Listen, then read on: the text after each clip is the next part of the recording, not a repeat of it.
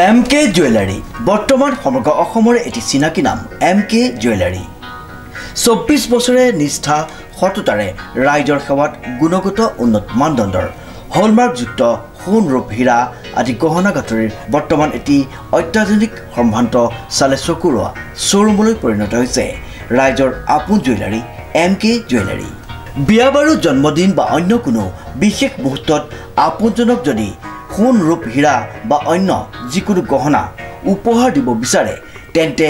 MK জুৱেলাৰীক সদায় পাব আপোনালোকৰ কাষত প্ৰিয় গ্ৰাহকসকলৰ যদি সোণ ৰূপ বা দাম আদি গহনা গাঁথৰিৰ কোনো সমস্যা থাকে তেন্তে আমি আমাৰ নিজা কাৰখানাত ততাতৈয়াকৈ গ্ৰাহকৰ সুবিধাৰ প্ৰতি লক্ষ্য ৰাখি তৎক্ষণাত সমাধা কৰোঁ আপোনাৰ মৰমৰ পুত্ৰ বা জীয়ৰীৰ শুভ বিবাহৰ বাবে আমাৰ শ্বৰুমত হলমাৰ্কযুক্ত বিয়াৰ সম্পূৰ্ণ গহনা পোৱা যাব উচিত মূল্যত আৰু উচিত মানদণ্ডত পুৰণি সোণৰ গহনা সলনি কৰি অত্যাধুনিক ন ডিজাইনৰ গহনা আমাৰ MK জুৱেলাৰীৰ পৰা ক্ৰয় কৰিব পাৰিব প্ৰিয় গ্ৰাহকসকলক সম্পূৰ্ণ বিশ্বাসযোগ্যতাৰে আমাৰ শ্বৰুমৰ পৰা কোনো অসুবিধা নোপোৱাকৈ সেৱা আগবঢ়োৱাই আমাৰ একমাত্ৰ লক্ষ্য গতিকে আজি এই সপৰিয়ালে আহক আমাৰ শ্বৰুম MK জুৱেলাৰীলৈ আৰু লৈ যাওক আপোনালোকৰ সপোনৰ গহনা গাঁথৰিসমূহ আমাৰ ঠিকনা MK জুৱেলাৰী ৰূপহিয়ালী ষ্টুডেণ্ট গেলেৰীৰ কাষত নমস্কাৰ নিউজৰ বাতৰিলৈ স্বাগতম জনাই ষ্টুডিঅ'ৰ মজিয়াত মই পল দাস চাওঁকাজিৰ বাতৰি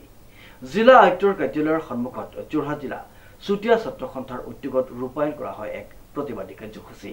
নিউজৰ ৰিপৰ্ট আজি যোৰহাট জিলাৰ আয়ুক্ত কাৰ্যালয়ৰ সন্মুখত সদৌ অসম চুতীয়া জাতি ছাত্ৰ সন্থাৰ আহ্বান ক্ৰমে অসমৰ সকলো সদৰৰ লগতে যোৰহাট জিলা চুতীয়া ছাত্ৰ সন্থাই অৱস্থান ধৰ্মঘট কাৰ্যসূচী পালন কৰে অসমৰ আদিম ভূমিপুত্ৰ চুতীয়াসকলক জনজাতিকৰণৰ মৰ্যাদা প্ৰদান চুতীয়াসকলৰ স্বায়ত্তশাসিত পৰিষদ গঠন আৰু চুতীয়াসকলৰ প্ৰাচীন কীৰ্তিচিহ্নসমূহৰ সংৰক্ষণ আৰু সৌন্দৰ্য বৰ্ধনৰ মূল দাবীৰে আজিৰ অৱস্থান ধৰ্মঘট কাৰ্যসূচী ৰূপায়ণ কৰা হয় বুলি জানিবলৈ দিয়ে অসমৰ আদিম ভূমিপুত্ৰ চুতীয়াসকলক জনজাতিকৰণৰ মৰ্যাদা প্ৰদান চুতীয়াসকলক স্বায়ত্তশাসিত পৰিষদ গঠন আৰু চুতীয়া ৰাজ্যৰ যিসমূহ ঐতিহাসিক কীৰ্তিচিহ্ন আছে এই কীৰ্তিচিহ্নসমূহ সংৰক্ষণ আৰু সৌন্দৰ্য বৰ্ধনৰ দাবীত আমি আজি সদৌ যোৰহাট জিলা চুতীয়া ছাত্ৰ সন্থাই জিলা উপায়ুক্তৰ কাৰ্যালয়ৰ সন্মুখত অৱস্থান ধৰ্ম কাৰ্য পালন কৰিছোঁ আৰু যোৰহাটৰ লগে লগে সদৌ অসম চুতীয়া ছাত্ৰ সন্থাৰ সকলো সাংগঠনিক সদৰতে আজি প্ৰতিবাদ কাৰ্যসূচী অৱস্থান ধৰ্ম কাৰ্যসূচী লোৱা হৈছে আমি দেখিবলৈ পাইছোঁ যে চুতীয়া জনগোষ্ঠী জনজাতিকৰণৰ বিষয়টো বিগত কংগ্ৰেছ চৰকাৰে আৰু বিজেপি দুয়োখন চৰকাৰে কিন্তু বিষয়টো ৰাজনৈতিক মুনাফা লাভৰ কাৰণে ৰাজনৈতিক ইছ্যু হিচাপে ব্যৱহাৰ কৰি আহিছে জাতি মাটি ভেটি কথা কৈ 2014 চনত লোকসভা নিৰ্বাচনত বিজেপি চৰকাৰে আৰু সেই সময়ত প্ৰধানমন্ত্ৰী পদৰ প্ৰাৰ্থী নৰেন্দ্ৰ মোদী ডাঙৰীয়া অসমলৈ আহি যে অতি শীঘ্ৰে চুতীয়াকে ধৰি অসমৰ 6টা জনগোষ্ঠীক জনজাতিকৰণৰ মৰ্যাদা প্ৰদান কৰিম বুলি প্ৰতিশ্ৰুতি প্ৰদান কৰিছিল কিন্তু আজি কেন্দ্ৰত বিজেপি আজি 3বাৰ চৰকাৰ গঠন কৰিলে তাৰ পিছতো কিন্তু চুতীয়া জনগোষ্ঠীক জনজাতিকৰণৰ যিটো বিষয়টো কিন্তু তেখেতলোকে সমাধান কৰি দিয়া নাই আজি চুতীয়া জনগোষ্ঠীৰ ৰাইজ বিজেপি চৰকাৰৰ প্ৰতি অতিষ্ঠ হৈছে আজি আপোনালোকে দেখিছে যে স্বাধীনতাৰ পিছৰ পৰা আমি চুতীয়া জনগোষ্ঠীয়ে জনজাতিকৰণৰ বিষয়ক লৈ আন্দোলন কৰি আহিছোঁ আৰু চুতীয়াসকলৰ ৰাজনৈতিক অধিকাৰ ৰাজনৈতিক ক্ষমতা আজি কেন্দ্ৰত থকা বিজেপি চৰকাৰ অসমত থকা মুখ্য হিমন্ত বিশ্ব শৰ্মাৰ নেতৃত্বাধীন চৰকাৰখনেও কিন্তু কেৱল মাত্ৰ ৰাজনৈতিক ইছ্যু হিচাপে ব্যৱহাৰ কৰি আহিছে যে জনজাতিকৰণৰ বিষয়টো ৰাজ্যসভাত উত্থাপন হোৱাৰ পিছতো